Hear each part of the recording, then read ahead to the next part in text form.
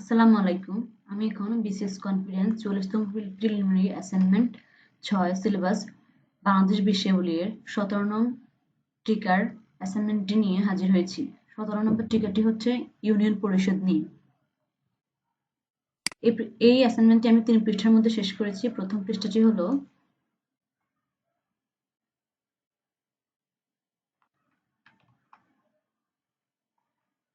এতটুকু পর্যন্ত। ইউনিয়ন পরিষদের এখানে আমি ডায়াগ্রামতে এঁকেছি ইউনিয়ন পরিষদের গঠনটা কিভাবে হয়। সমগ্র ইউনিয়নের যে কোনো ওয়ার্ড থেকে একজন চেয়ারম্যান নির্বাচিত হন এবং প্রত্যেকটা ইউনিয়নকে ৯টি ওয়ার্ডে ভাগ করা থাকে। এই ৯টি ওয়ার্ডের প্রত্যেক ওয়ার্ড থেকে একজন করে সদস্য, মোট ৯ জন সদস্য হবে। এই সদস্যের ভিতরে পুরুষ প্রার্থীও থাকতে পারবে, মহিলা প্রার্থীও থাকতে পারবে। এরপর এই ৯টি ওয়ার্ডের মধ্যে প্রতি ৩ ওয়ার্ড থেকে একজন করে মহিলা সদস্য সংরক্ষিত আসন থেকে ৩ জন নির্বাচিত হবেন। এই ৩টে আসন মেয়েদের জন্য, এটা ফিক্স থাকবে। আর মেয়েরা চাইলে এই ৯ জন সদস্যর থেকে নির্বাচিত হতে পারেন সাধারণ সদস্য হিসেবে।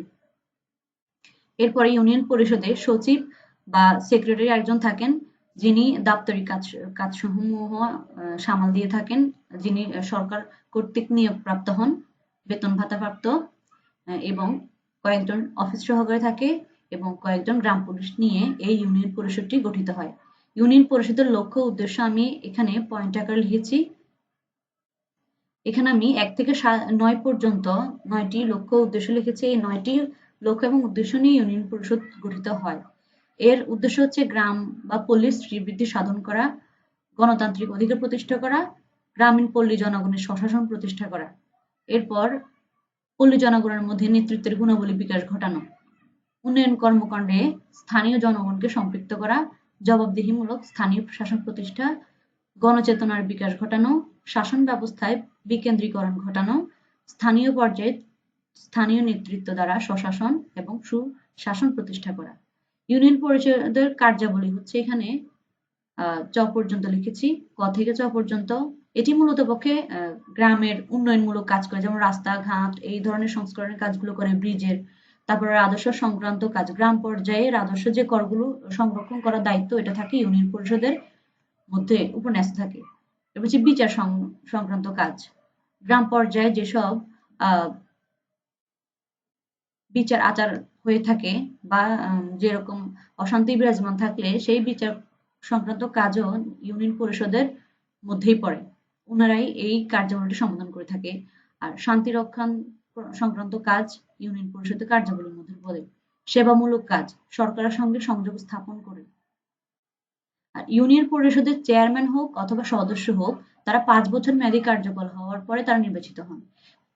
এই ৫ বছর মেয়াদী চেয়ারম্যান অথবা যে কোনো সদস্য তার পদচ্যুত হতে পারবেন যদি তিনি ক্ষমতার অপব্যবহার করেন, অসদাচরের জন্য দোষী সাব্যস্ত হন, তহবিলের আত্মসাৎ অভিযোগে যদি দোষী প্রমাণিত হন, মানসিক এবং দৈহিক দিক থেকে যদি অসুস্থ হলে এবং সেই অসুস্থতার জন্য তিনি যদি স্বইচ্ছায় কর্তব্য পালনে অনিচ্ছা প্রকাশ করে, রাষ্ট্রবিরোধী কাজের জন্য দোষী সাব্যস্ত হয়ে দণ্ডপ্রাপ্ত হলে, আইনসঙ্গত কারণ ব্যতীত পরপর পরিষদের ৩টি কার্যবৈঠকে যদি তিনি অনুপস্থিত থাকেন, তাহলে তার বিরুদ্ধে আনীত অপসারণ প্রস্তাব ইউনিয়ন পরিষদের মোট সদস্যের ২/৩ সদস্য কর্তৃক সমর্থিত হলেই তবেই তিনি চেয়ারম্যান আর সদস্যবৃন্দ যে কোনো সদস্য অপসারিত হতে হবেন এবং তারা বহিষ্কার হতে বাধ্য হবেন।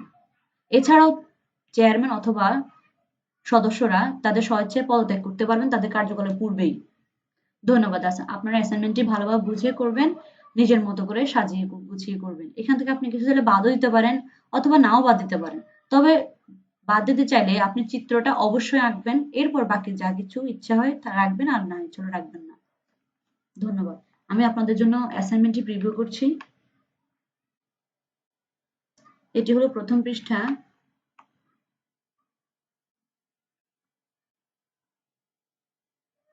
এটি হলো দ্বিতীয় পৃষ্ঠা।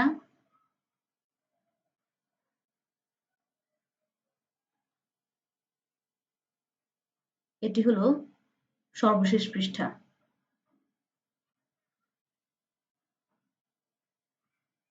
ধন্যবাদ। অবশ্যই আপনারা আমার চ্যানেলটিকে সাবস্ক্রাইব করবেন এবং বন্ধুদের মধ্যে শেয়ার করবেন আর ভিডিওতে একটা লাইক দিবেন, কমেন্ট করবেন। ধন্যবাদ।